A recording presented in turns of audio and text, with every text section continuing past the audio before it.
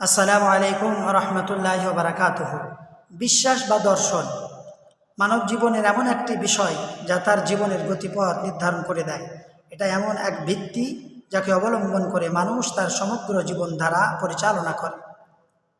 এই যে মৌলিক জীবন দর্শনকে কেন্দ্র করে দুনিয়ার বুকে মানুষ আবর্তিত হচ্ছে, যে আদর্শ বিশ্বাসকে লালন করে তার সমগ্র জীবন পরিচালিত হচ্ছে, তাকে ইসলামী পরিভাষায় আকিদা শব্দ দ্বারা সংজ্ঞায়িত করা হয়।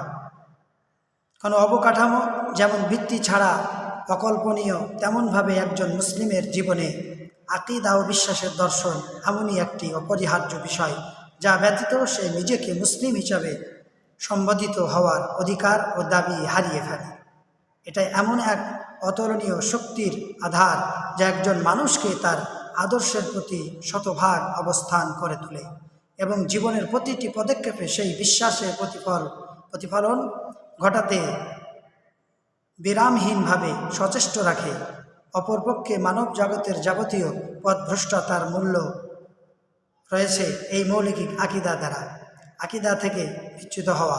এজন্য একজন মুসলমানের জন্য আকিদা বিশ্বাসের ব্যাপারে সুস্পষ্ট জ্ঞান রাখা এবং সে বিশ্বাসের যথাযথ নিশ্চিত করা অতি গুরুত্বপূর্ণ। কেননা বিশ্বাসের বিশুদ্ধতা ব্যতীত কোনো ব্যক্তি প্রকৃতি অর্থে মুসলিম হতে পারে না।